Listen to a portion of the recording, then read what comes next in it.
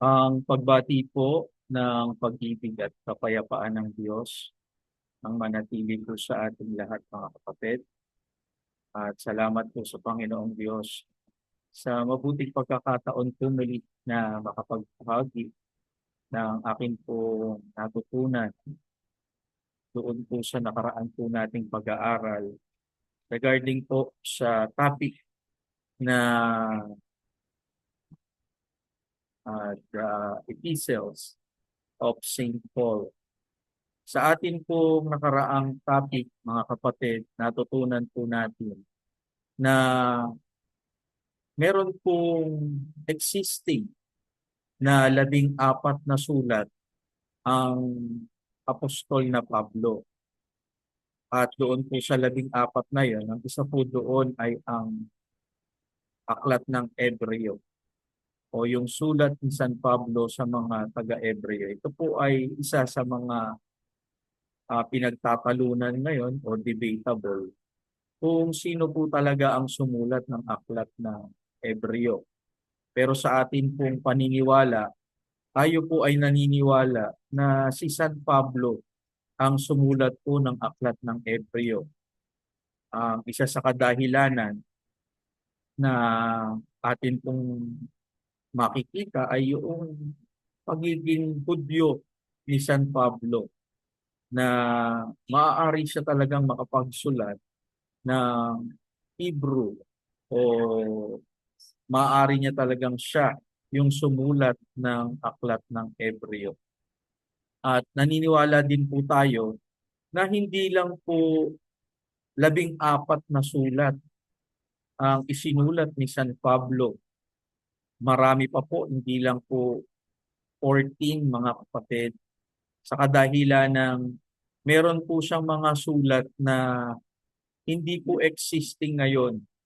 Pero mababasa pa rin naman natin yung isinulat doon sa mga aklat na yon na hindi existing ngayon ay naisulat din naman sa mga existing na aklat doon po sa 14 na sulat na mga aklat ni San Pablo.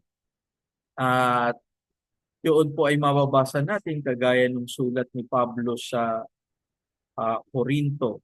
Dapat ang sulat po ni San Pablo, tatlo na po yan, yung nasa Corinto. Yung unang sulat niya sa mga taga-Corinto, hindi na po yun existing ngayon eh. Mababasa po natin yon sa unang Corinto 5 at 9. Ganito po ang nakalagay po dyan mga kapatid.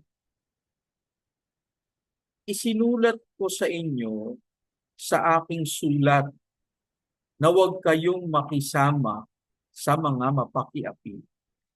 Ito palang sulat na ito ni San Pablo. Naisulat na ito eh.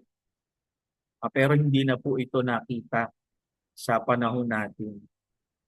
At meron pa po yung sulat niya sa Epeso ngayon, pangalawang sulat na rin po yan. Kaya yan, ikalawang Epeso dapat eh.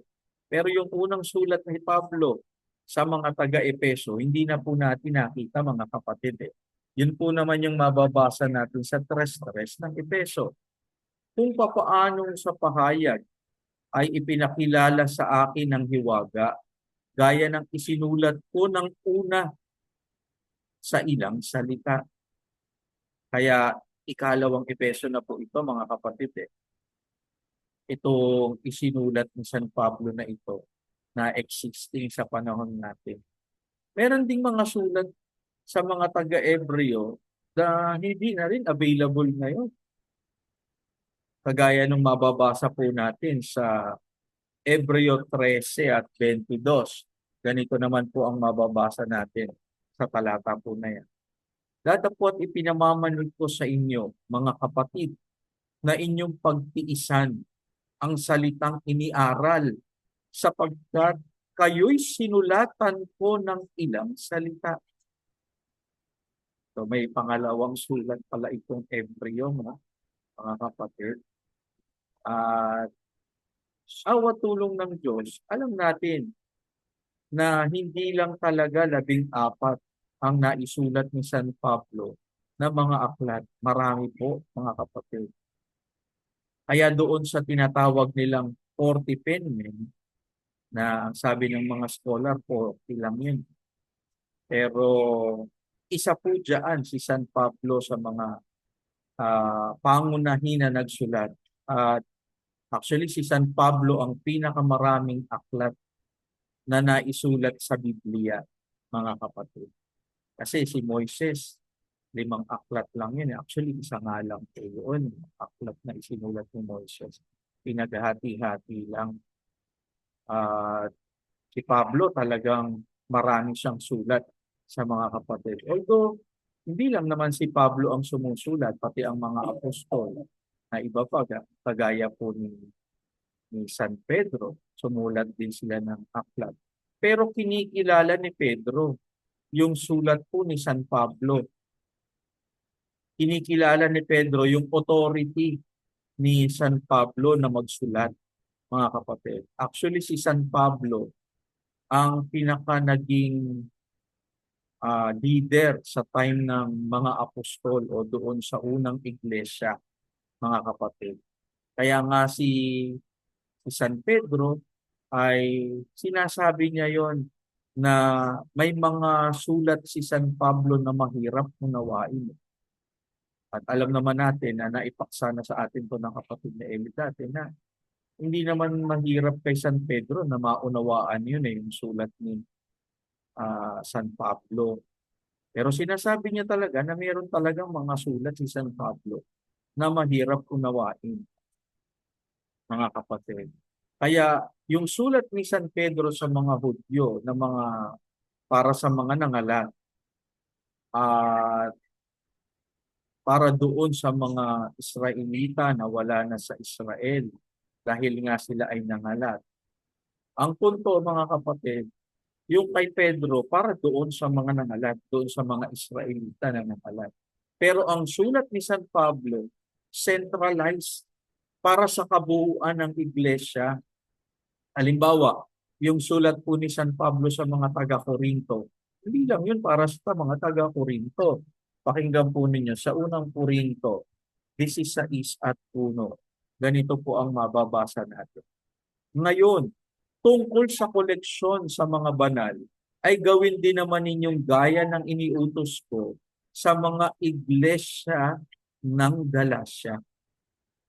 So yung sulat na yon na sinusulat ni Pablo na ipinagagawa niya sa mga taga-Korinto, isinulat niya rin sa mga taga-Galacia, mga kapatid.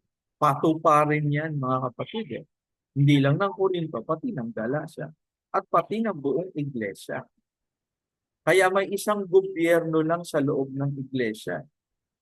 Hindi po pwede na may kanya-kanyang turo. Hindi, may isang turo lang na makikita ka na dumadaloy sa loob ng iglesia.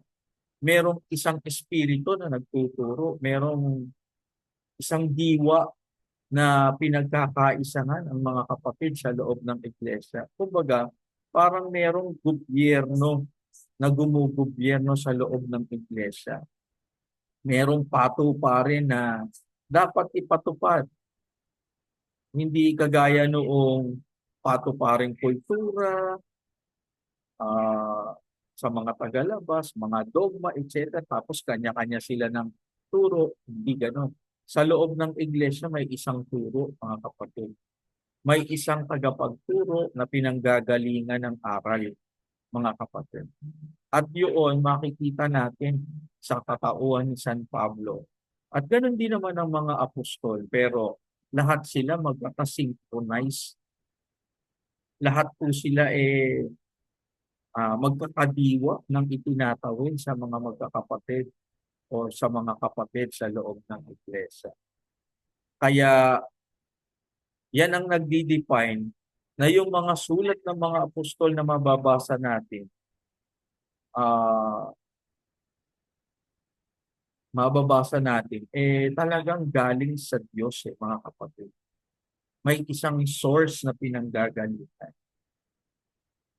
Kaya salamat sa Diyos sa mga natututunan natin na ito na ituturo sa pamamagitan lalo na ng ating pag-aakay, ng mga katulong ng kuya.